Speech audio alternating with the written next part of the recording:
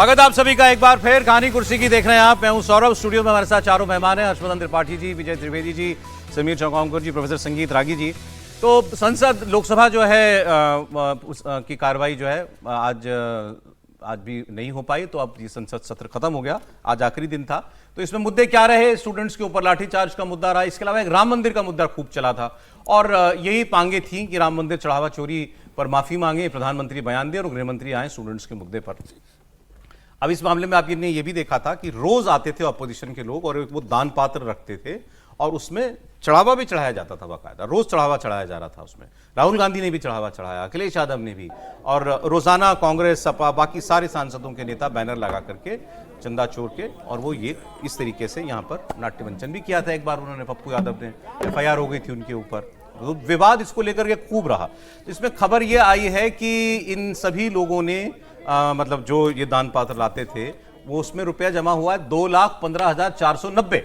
मतलब ये सांसदों ने, ऑपोजिशन के सांसदों ने 2,15,000 रुपए जमा कर लिए हैं और इस दान को फिर उन्होंने जाकर के जमा भी करवा दिया। दिल्ली के कनॉट प्लेस के मशहूर हनुमान मंदिर में जाकर के वो डोनेट कर दिया है उन्होंने। एक बार मुझे याद है अखिलेश यादव से सवाल भी हुआ था पार्लियामेंट में, इस पैसे का आप लोग क्या करेंगे? तो उन्होंने कहा हम बाद में बताएंगे आपको।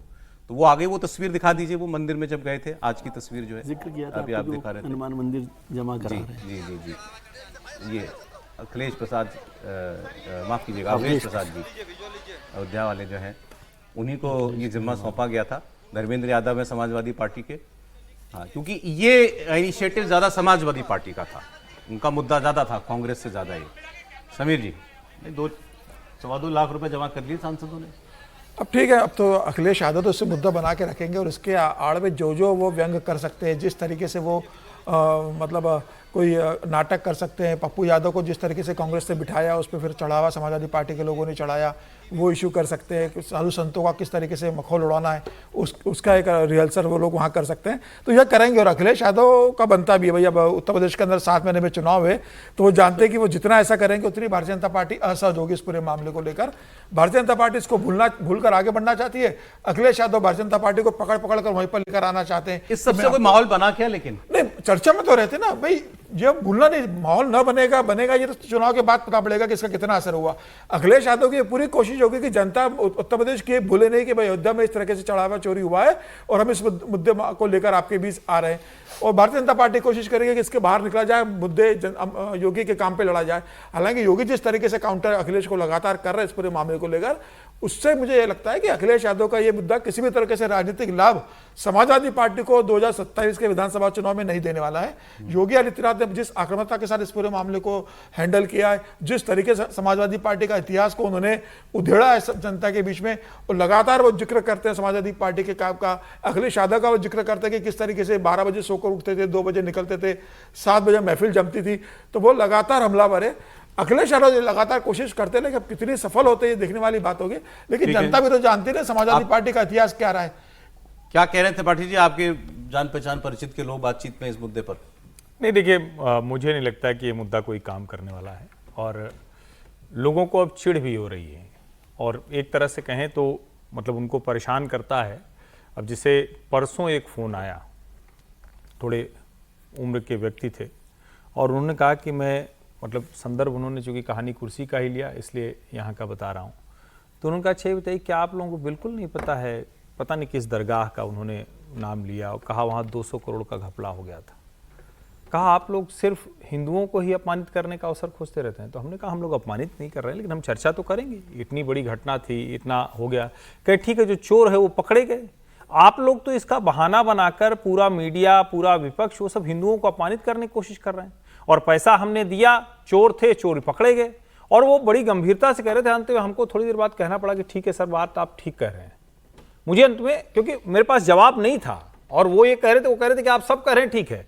जब कोई एक सीनियर सिटीजन इस तरह की बात कर रहा है और जब बार बार आप उसको कह रहे हैं कि तुम चोर हो, तुम चोर हो, और जरा आप ध्यान से देखिए तो उसमें ध्वनि निकालने की कोशिश होती है कि हिंदू चोर है, हिंदुत्व की राजनीति करने वाले चोर हैं, संघ पे आरोप लगा दो, मोदी पर, सब सब सब उसमें शामिल है। वो आप मजाक करते हुए देखिए ना आप, तो उसी तरह से। लेकिन मैं पहले दिन से कह रहा हूं कि ये उतना बड़ा मुद्दा वैसा नहीं हो सकता। अगर ये कार्रवाई नहीं हुई होती तब सब होता। लेकिन अब जिस तरह से कर रहे हैं वो मजाक बनाया जा रहा है। पप्पू यादव को आप पुजारी बना देंगे और उसके बाद आप कल्पना करेंगे कि वो ठीक जाएगा, वो मतलब समझ में नहीं आता कि कैसे किसने सोचा, क्यों सोचा। लेकिन मेरी जो बातचीत हो रही है वो हर कोई, हाँ लोगों को अच्छा नहीं लगा, वो क्रोधित थे, वो गुस्से में थे कि ये हो गया और वो नाराज भी थे एक समय तक। लेकिन अब उनको लगता था कि जो होना था हुआ, अब इसको जानबूझकर हमारे राम मंदिर पर निशाना ये माहौल लग रहा है लोगों को, लोगों से जो बातचीत है। अच्छा चलें ठीक है। अब खैर ये मुद्दा भी अब यहाँ तो संसद में तो इतना ही हो सकता था, आगे देखिए चुनावों में इसको कैसे उठाती है समाजवादी कांग्रेस पार्टी। एक आज विवाद हो गया और उस विवाद की जड़ जो है वो उत्तराखंड में है और ये विवाद राज्यसभा में हुआ है। उत्तराखंड के हल्द्वानी में कांग्रेस के अध्यक्ष मल्लिकार्जुन खड़गे साहब की एक रैली हुई थी और रैली में खड़गे साहब जिस जगह से भाषण दे रहे थे उस जगह के बाद कुछ लोग वहां पहुंचे, सिरफेरे किस्म के लोग, और उन्होंने वहां कुछ पूजा वूजा कराई, शुद्धिकरण जैसा कुछ वहां पर किया। खड़गे साहब ने आरोप लगाया कि मैं दलित हूं और इसीलिए मैं वहां जहां मैंने भाषण दिया उस जगह का शुद्धिकरण कराया भाजपा के लोगों ने। ये बात आज उन्होंने हाउस के अंदर कही तो मामला ज्यादा बड़ा बना राज्यसभा में, और शुरुआत में उन्होंने कहा, और उन्होंने ये कहा कि मैं उन लोगों में से नहीं हूं जो मैं विक्टिम कार्ड प्ले करूं या मैं लोगों की मदद मांगूं कि मैं दलित हूं, देखो मेरे साथ ये हो गया, मेरी मदद करो। लेकिन जो ये हुआ है बहुत बुरा हुआ है और ऐसे लोगों को जेल में जाना चाहिए, ये उन्होंने कहा। और भाजपा का नाम लिया तो नड्डा जी खड़े हुए। नड्डा जी ने कहा कि इन्होंने कहा है हम जानकारी लेंगे। उन्होंने कहा मेरे बगल में नितिन नवीन जी हैं, पार्टी अध्यक्ष बैठे हुए, ये भी जानकारी लेंगे और लेकिन ये हमारे संस्कार नहीं है ना हमारी सोच है, लेकिन फिर भी आप आरोप लगा रहे हैं तो हम इसकी जानकारी लेंगे। तुरंत इसमें फिर जो उत्तराखंड बीजेपी के अध्यक्ष हैं उनका रिएक्शन आया। उन्होंने कहा इस कार्यक्रम में जो भी उस में लोग गए थे उनसे हमारा कोई लेना देना नहीं है। 8 अगस्त का है ये मामला, रामलीला मैदान हल्द्वानी में कार्यक्रम हुआ था।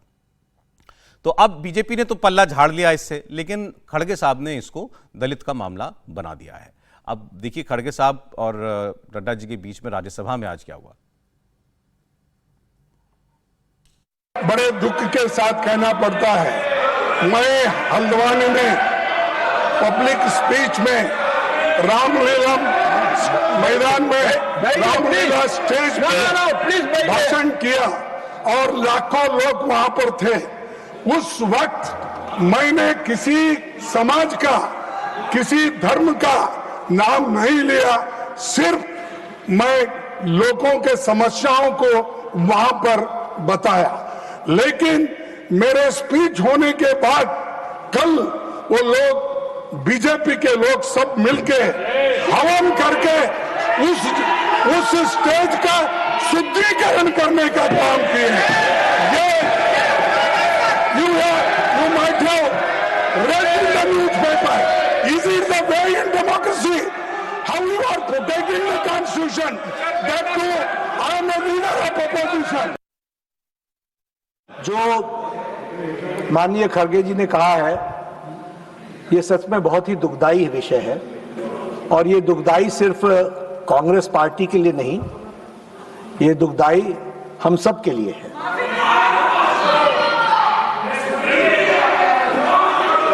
बीजेपी, क्योंकि खड़गे साहब ने कहा कि बीजेपी के लोग थे, मैं स्पष्ट करना चाहता हूं, यहां राष्ट्रीय अध्यक्ष जी भी बैठे हैं और मैं भी पूर्व राष्ट्रीय अध्यक्ष रहा हूं। BJP does not subscribe to such activities, never.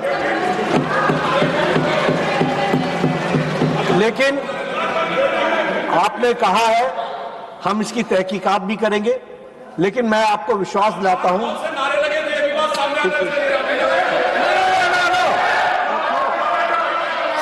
Secretary, you take your seat. Tarun Suk, when the leader of the house is on his legs, why you are shouting? अब ये काफी देर तक चलता रहा। नड्डा जी के बयान से संतुष्ट नहीं हुए खड़गे जी, वो फिर खड़े हुए और वो और ज्यादा तैश में आए। उन्होंने कहा कि ये लोग गिरफ्तार होने चाहिए। अच्छा, बीजेपी अध्यक्ष ने कह दिया हमारे लोग नहीं थे। आप मान लो उसकी, चलो कि वो नहीं थे, उनकी बात मान लेते हैं। अब ये वहां कर क्या रहे थे, लेकिन ये लोग जो भी थे, क्या खड़गे साहब के आरोप को मतलब प्रामा फेसी मानते हुए, सच मानते हुए कार्रवाई होनी चाहिए? अब कोई कहेगा कि साहब ये लोग तो मान लो कांग्रेसियों के लिए ऐसा सोचते हैं, ये दलित के लिए नहीं सोच रहे थे ऐसा, या इनको मालूम भी नहीं था। मैं वैसे ही कह रहा हूं, हालांकि इनको ऐसी कोई बेनिफिट ऑफ डाउट नहीं मिलना चाहिए किसी आदमी को कि हमने साहब वो दलित है, हमने इसलिए ऐसा नहीं किया, हम तो कांग्रेस के विरोधी हैं, ये भी कह सकता है कोई। बट स्टिल ऐसे ऐसे कृत्य जो हैं इन पर कार्रवाई तो होनी चाहिए कि नहीं होनी चाहिए? देखिए, जिसने किया उस पर कार्रवाई इसलिए होनी चाहिए कि उस मूर्ख व्यक्ति को ये नहीं पता था कि उसका ऐसे ही खड़गे जी, जो सारी जिंदगी देश के संविधान के मुताबिक सारे लोग उनके पीछे खड़े रहते हैं, वो सबसे आगे खड़े रहते हैं, इतने बड़े बड़े पदों पर रहे, आज वो कहेंगे कि दलित होने की वजह शुद्धिकरण हुआ है। मामला क्या है? हल्द्वानी का रामलीला ग्राउंड है, एक वहां के स्थानीय कुछ लोगों का संगठन है, उन्होंने कहा कि रामलीला मैदान का राजनीतिक उपयोग हो रहा है और यहां से इस्लामिक नारे लगे, हम उसका शुद्धिकरण कर रहे हैं। अच्छा, ये दलित एंगल है ही नहीं इसमें? है ही नहीं इसमें।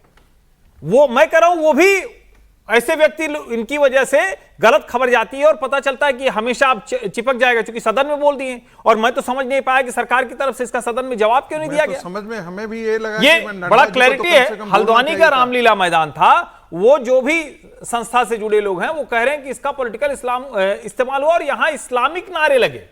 रामलीला मैदान के मन से इस्लामिक नारे। अब आप कह सकते हैं कि भाई इसमें क्या है, रामलीला मैदान सबको जाता है, हर तरह के नारे लगते हैं, दिल्ली में भी है, हर जगह है। लेकिन अगर कोई व्यक्ति वो बात कह रहा है तो उस पर डिबेट कीजिए ना, आप उस पर आपको लगता है। लेकिन उसमें दलित एंगल लाना, वो भी जो सबसे पुरानी पार्टी उसका राष्ट्रीय अध्यक्ष, जिसके आगे कतार लगाकर लोग खड़े रहते हैं। तो वो सच में विक्टिम पार्ट प्ले कर रहे हैं खड़गे जी? अब भी अगर लग रहा है तो फिर मैं क्या कहूं, इसीलिए मैंने तो कहा तथ्य बता देता हूं, बाकी आप लोग तय करिए।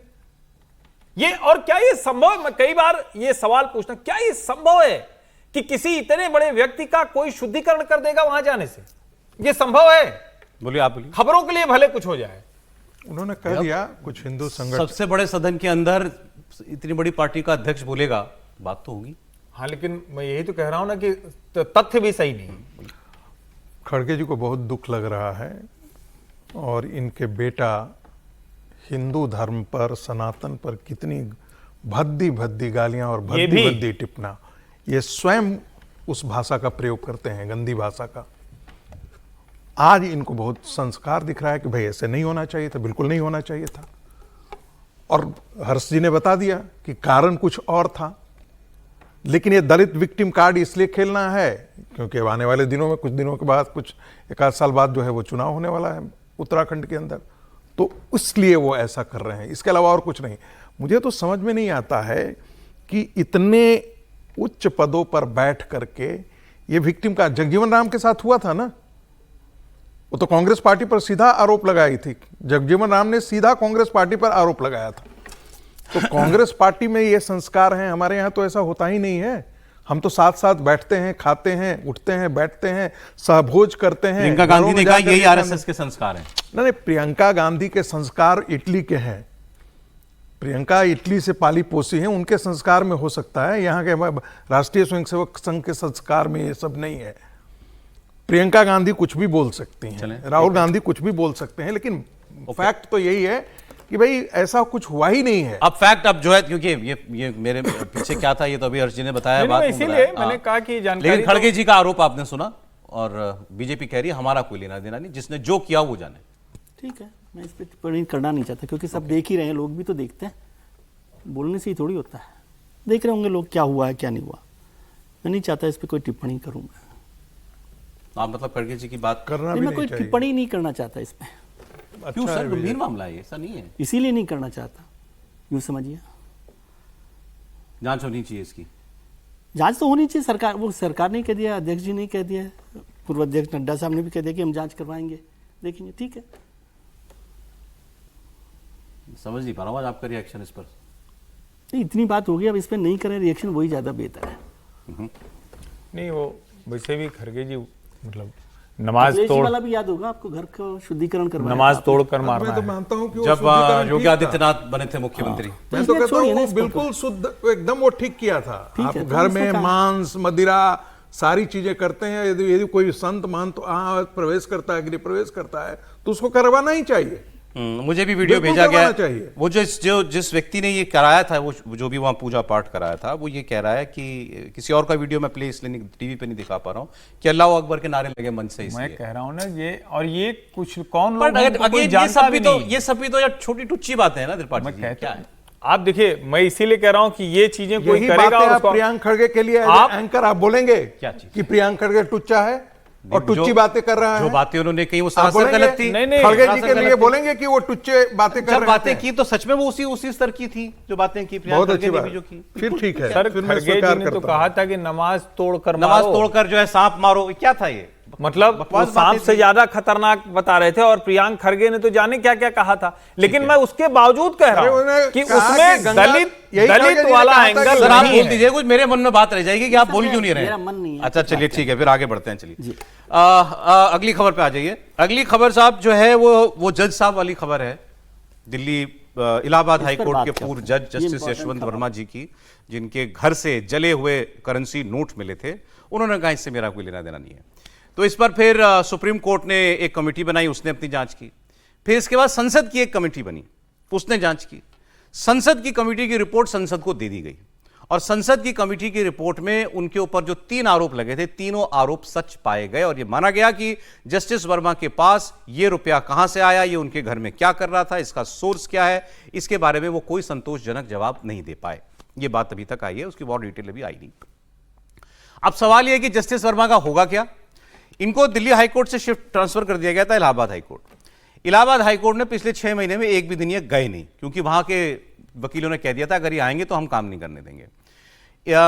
जस्टिस वर्मा ने इस्तीफा दे दिया, इस्तीफा इनका स्वीकार नहीं हुआ, तो आज भी रिकॉर्ड में ये इलाहाबाद हाईकोर्ट के जज हैं। अब जो आदमी इस्तीफा दे चुका हो और महाअभियोग की प्रक्रिया चलाने की बात संसद में हो रही हो, दोषी पाया गया हो, क्या महाभियोग इनके ऊपर चल सकता है? क्या इनको बर्खास्त किया जा सकता है? और क्या केवल बर्खास्तगी ही सजा है? मान लीजिए हो भी जाती है तो वही सजा है। क्या इनके ऊपर एफआईआर होगी? एफआईआर होगी तो क्या एक आम नागरिक की तरह उन्हीं धाराओं में और वैसे ही मुकदमा जस्टिस वर्मा के ऊपर चलेगा? ये सारे सवाल हैं अभी जिसका जवाब हमारे पास नहीं है। अब बताएं सर। ये गंभीर खबर है। कल आई थी ये रिपोर्ट, संसदीय समिति ने पेश कर दी है उस रिपोर्ट को। ये जैसे आपने बताया ना, वो तथ्य ठीक है बिल्कुल, है ना, लेकिन उसका इंटेंशन क्या है, वो गंभीर मसला है। उसका इंटेंशन है कि जज साहब को छोड़ दिया गया है, यही है।